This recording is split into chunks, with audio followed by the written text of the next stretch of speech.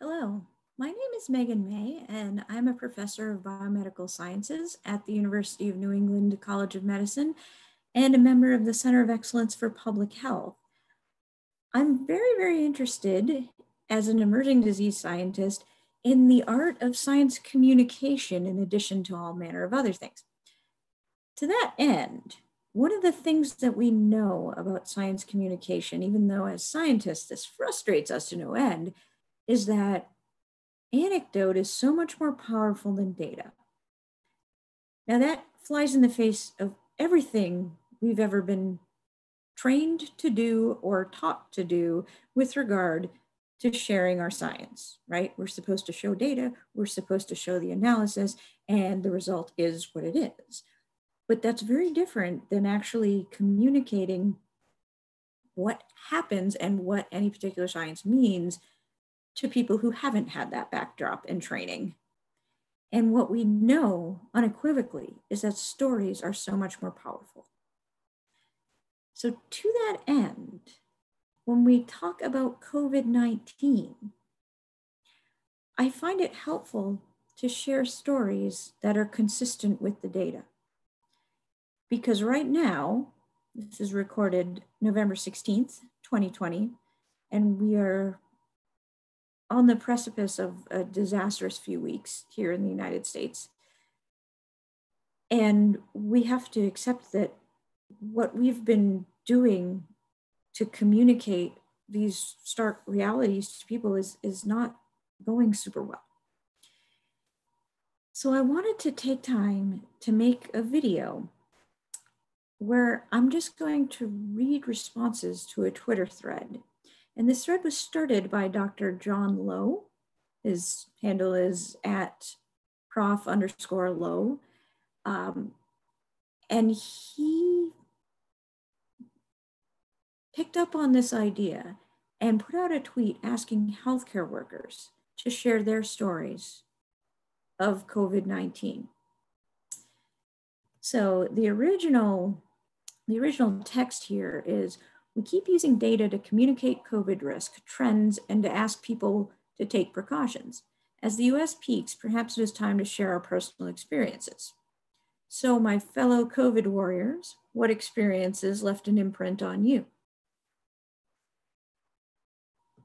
I'm just going to read some of these responses because everyone needs to hear them.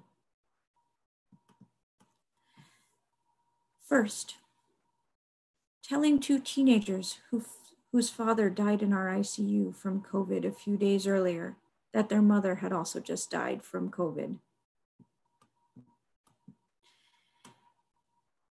I took care of a man for 4 days before he needed ICU. So many times it seemed like he wasn't going to make it, but he did. Later, he was my patient again in the ICU. I called his fiance, excited to tell her how well he was doing. He coded overnight and died after fighting COVID for weeks. A patient that lived through the 1918 flu pandemic and everything else since to die because COVID got into his facility. Going to work and busting my butt and watching everyone else bust their butt, then going home and hearing about a bunch of people negating our experiences and being very selfish. And then waking up the next morning, turning anger to love and doing it all over again.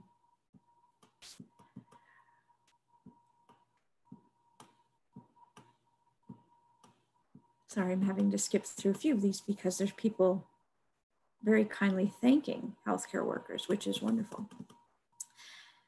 Next, going to my 44-year-old friend's funeral on April 1st.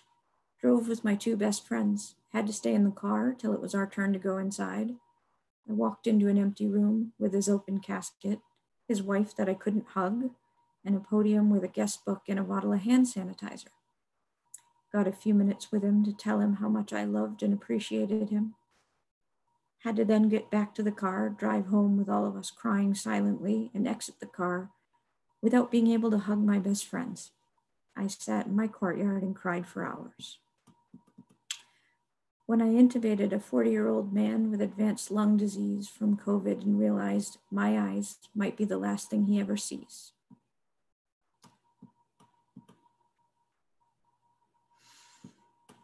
A good friend of the family caught COVID. Gym instructor in her 40s, healthy, no pre-existing conditions. 6 weeks later, she has neurological, vision, and heart complications. Anyone who thinks surviving COVID is the only battle is very much mistaken. In May, New Mexico leadership informed the ICU nurses that they would need to take on 4 patients at a time, and I saw a hero move. Dr. Krutzinger met with the nurses to say he was once an ICU nurse, and he wanted them to assign him nursing tasks so he could help with them. Awesome hero. Over and over, going into patients' room in my spacesuit looking attire and telling them they're worsening.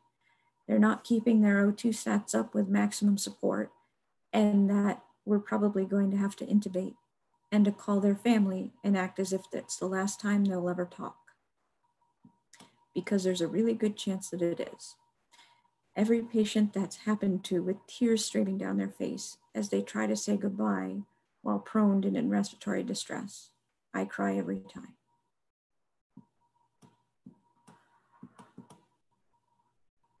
My niece, a nurse in a nursing home, was one of only 8 staff out of 42 not to catch the virus. I don't know the outcome for the patients. She's just been diagnosed with PTSD and will only leave the house to go to work. But she's a COVID warrior because she's still working.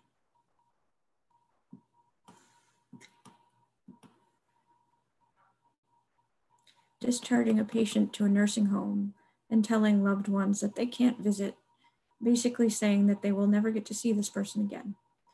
And also then being screamed at because of said rules, even though I have nothing to do with it.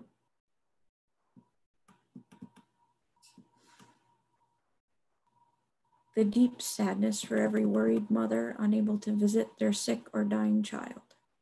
The deep sadness for every worried child unable to visit their sick or dying parent. And those family and friends telling me I'm exaggerating my worry and concern about this.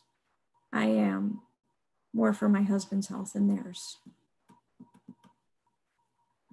I remember leaving work on a Friday afternoon and we had prescriptions for 2 COVID patients to receive remdesivir and only enough drug for one.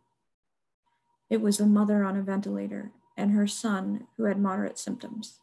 This was for the clinical trial. The son got drug, mom died. Trying to console a patient who had just recovered but had gone to work sick and likely infected her coworker and best friend who died. Watching someone call their family to say his goodbyes before being intubated, telling his 16-year-old son who gave him COVID, "It's not your fault. I don't want you to blame yourself. It was brutal." He died 6 weeks later. Coding a COVID patient in the ICU, walking outside to tell his wife and mom, who hadn't been able to see the patient in a while, that he didn't make it. The wife's screams still haunt me. I've been a nurse for well over 2 decades. I've been in the room when a child dies in a code. In the peds world, parents are in the room, and the immeasurable grief that families go through is mirrored by those who try to save the child. It's all a game until it's you. Mask up. Having to tell my other children via Zoom that their sibling was dying and wouldn't ever be coming home, and then having to try to comfort those hysterical children through an iPad screen, because even in a children's hospital, for a non-COVID reason, there are still COVID visit restrictions. Holding the hand of my sweet patient when she asked if she was going to die and having to say yes. Calling yet another family member to say I've done everything I can. I've used all the life support measures I have, but their loved one is dying, and would you like to come finally visit? The scared looks on their faces will never be erased. The look of someone that knows that it can take them, and to hear them say, "Please save me." You train for all this, but you're never really ready inside to see it. This is different from influenza. It's different from pneumonia. It's like nothing else.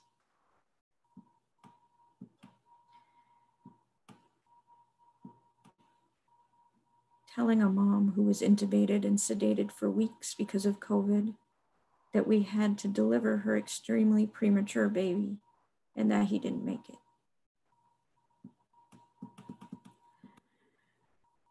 Clinic nurse here. Many phone calls easing the minds of COVID positive people. Of late, most are in their 20s to 40s. Were they careless? Who knows?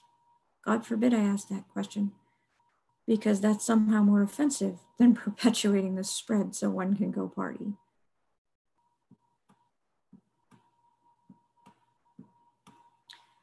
Being our ECMO director, every time I have to say no to using this therapy as the patient is too far gone, really wears on me. This has been a huge emotional toll on me. We just gave the hospital permission to take my father-in-law off his ventilator, but they don't know how long it will take for his body to shut down. And telling other people, no, it's not just like the flu, it's like beating your head against a wall. Amended to add, he just passed. And I appreciate the doctors and nurses who were there with him, taking care of him as best they could. I couldn't do what they do. It would hurt too much, and they deserve everyone's respect and prayers. Calling families of deceased patients to see if they could afford a burial. Many weren't aware the person had been sick. The bodies were going to Pottersfield type burials. They were in a refrigerator truck for months.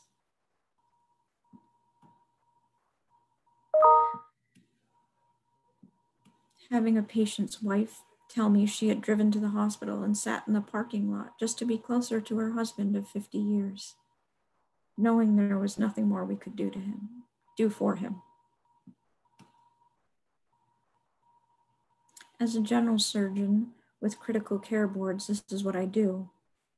But this week it happened to my 51-year-old brother-in-law. I had to explain COVID thrombosis, dead bowel ischemia, second look laparotomy, max pressors, mass ventilator settings, and DNR to my family, our family's first COVID loss. Husband and I had COVID in July. He still can't keep food down. It really is life-changing. I think now about how Vietnam vets felt coming home and seeing anti-war protests and feeling like their sacrifice was dismissed and their experience was vilified. The mental health impact was lifelong. My first COVID patient was the same age as me. She was delirious, calling for her mama, and I knew it was too late as her O2 sats plummeted despite oxygen, and me as a nurse wearing a garbage bag. I held her and I tried to console her, and it took hours for EMS to arrive in New York City, March 2020. Learning that a hospital was drawing names out of a hat to decide who gets plasma.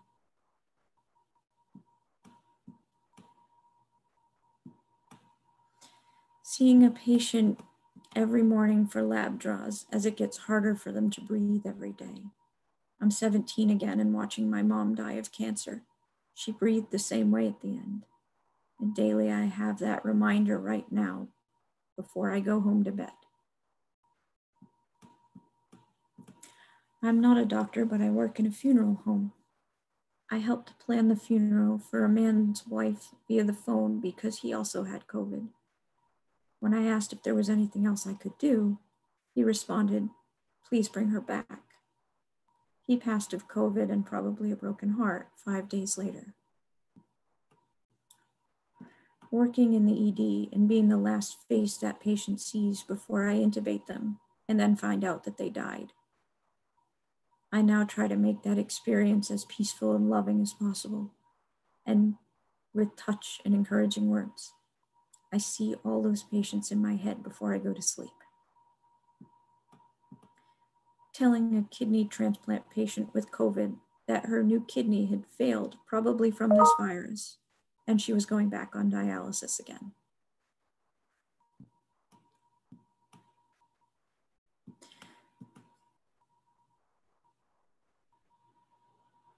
My brother is a doctor. the only GP of a little village and several villages around it. I was afraid for him because I knew he would be on the front line. And then my mother sent me a picture of him in full PPE sitting behind his desk waiting for the first patient of the day. He was so calm and collected, but it almost broke me. He's my baby brother.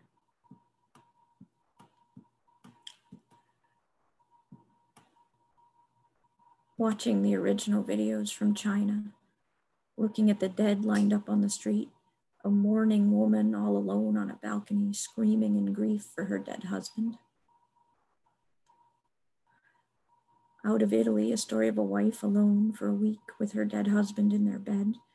I cannot erase that image.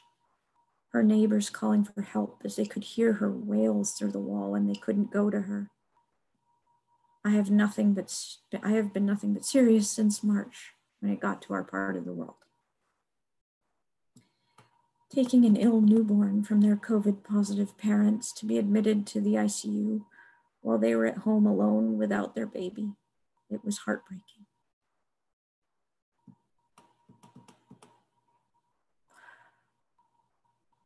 In New York City, quarantined with my 19-year-old son last spring, our park turned into a hospital. Ambulance sirens all day long, daily death counts of 700 plus in our city. My stoic son looking at me one day and saying, "Mom, did you see how many people died today?"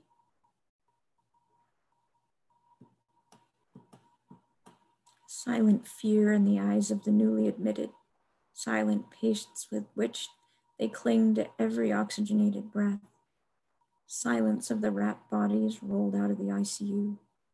All that stillness amidst the rush and buzz of the exhausted healthcare workers.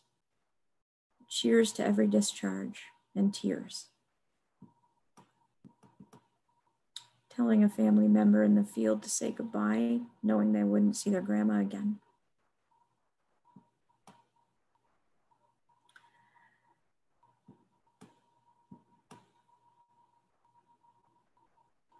My dad died last week. The rules we had to set for the funeral were surreal. My patient's son, relieved his dad was surviving COVID, being discharged from the hospital to an inpatient rehab facility. Next day, Dad's in ICU, decompensated. His son is crying over the phone with me. It was primal. His dad died an hour after we spoke. Started at a new hospital in mid-April in New Jersey. As I met the 20 assigned patients, I was told, "She's a nurse on this floor 3 different times." I've never had a coworker as a patient before that.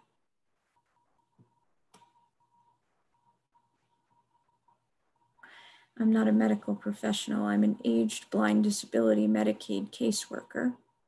I now spend the bulk of my day putting low-income nursing home seniors on hospice due to imminent death from COVID. All day talking on the phone to dying patients or despairing loved ones who haven't seen their family for months. And I'm asking about assets and travel and trivial bullshit. They're entirely lost. This week was a 67-year-old mom whose 32-year-old son died of COVID a month ago. In a quiet voice, she told me she'd be with him soon, but was scared. She died a couple of days later of COVID, alone. Having to speak to already shook up families and answer their worried question of, "Can I visit my loved one in the rehab facility?" With no. You will continue to not physically be with them again for some time. It's so unnatural and it hurts every time. Talking with my coworkers in COVID ICU about our no visitor policy is 100% necessary. But if people could just come in and see what it looks like to have a patient prone on 5+ IVs vented on CRRT, maybe they'd finally see how bad this is and wear a damn mask.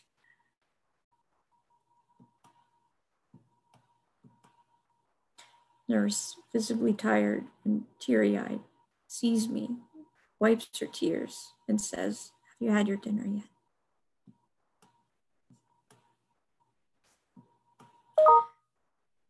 The sound of the thermometer rapidly beeping an alert from fever as my disabled wife wheezed and coughed, both of us wondering if the hospital is safe, both of us wondering if we're going to die.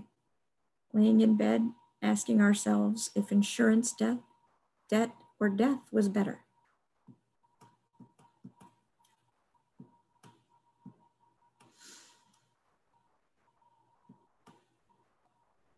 In May, I ran labs on a patient that had been on a vent for 55 days. We were so happy he was going to be transferred to a rehab facility. But he died that afternoon when a blood clot traveled to his lungs when he entered DIC. He was one of our first COVID patients. Somehow, the news got wind that he'd recovered and was going to be released, and then he died. It was a terrible situation.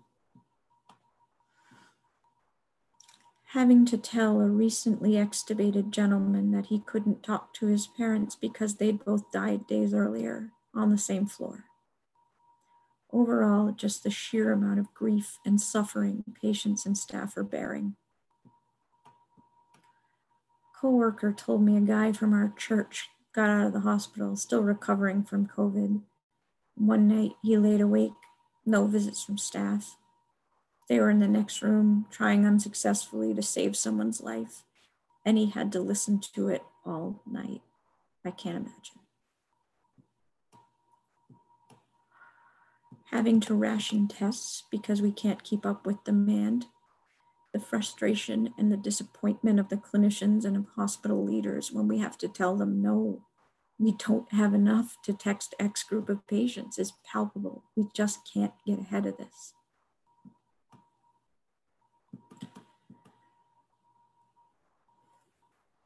I have stories of a man and a woman who died of COVID in April. We knew so little about the disease then. Their stories, although not sensational, will stay with me, and my concern for the well-being of their doctor, who had graduated just 6 months before, involved in their care and palliation remains.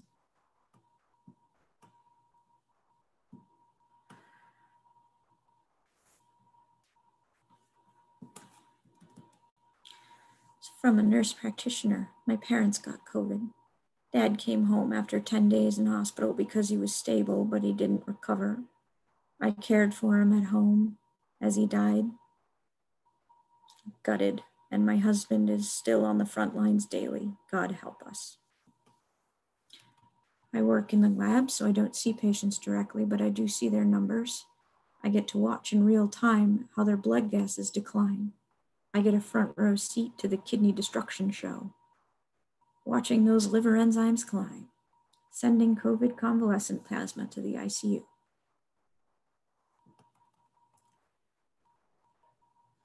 A respiratory therapist I work with called this a lung failure disease, and that the treatments, especially sedation, just exacerbate the renal and brain failure.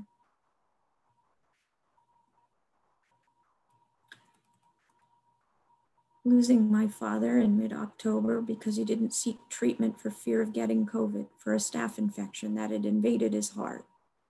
By the time he finally went to the hospital, it progressed too far. He didn't die from COVID, but he did die as a result of it. I'm not a healthcare worker, but what grieves me most is how many people, especially elderly people, have died alone. And then how very limited funerals have to be. Nobody wants to die alone. It's one of those universal human fears, and we need rituals to process our losses.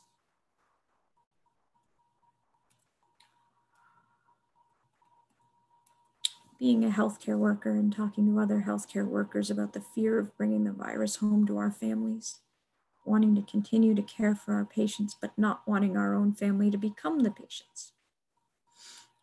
For close to a year, every day. I have held the hand of COVID patients as they are terminally extubated and stroked their hair and sung to them as they died. Their families can't be with them, and I don't want them to die alone. I try not to get too attached to any one patient because they all die. I once had an elderly patient who was made DNR by her family, and she was blind. She was very scared of dying alone, and her wish was to have her family with her, but it just wasn't possible. I feel like this is the worst part, the dying alone. The family that has to carry on after not having those last conversations, not being able to be there, and not being able to hug and comfort each other in grief. All the end of life norms are denied, and they're all being shouldered by healthcare workers.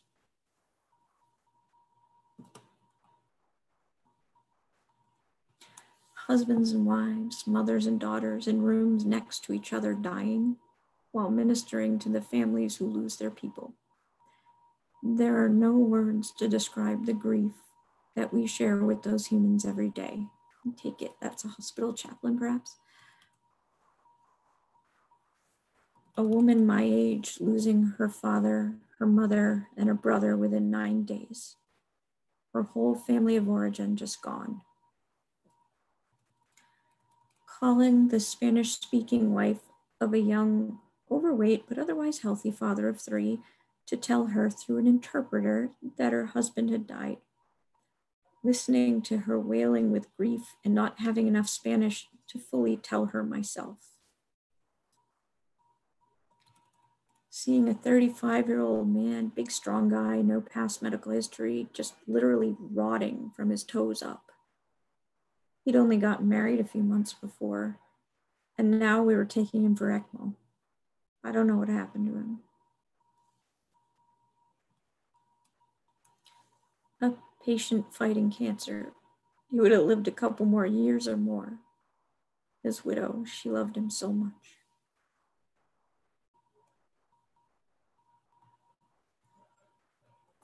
Having to call a loved one to inform them that their mother died, only to learn they were bringing their father to the ED because of COVID and needing ICU care.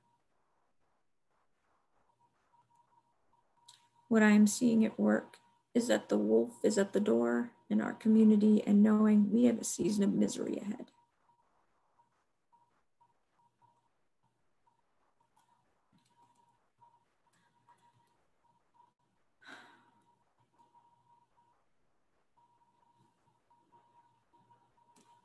We have another outbreak at work. My wife's best friend's husband is sick. Tested my wife today, and I'm waiting on the results. Here in Boston, we're waiting for it. It's coming strong. And for me, it's fear of the lack of resources. In April, there wasn't as much crowding out.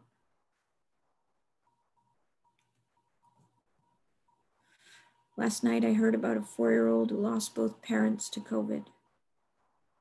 I have a 4-year-old and a 2-year-old, and I can't have them in that same situation.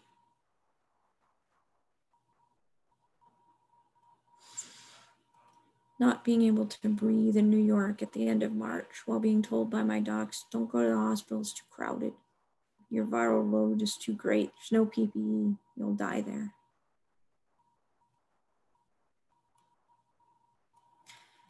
Taking care of a young lady with Down syndrome who is on a ventilator. And I picture my sister, who is the same age and also has Downs.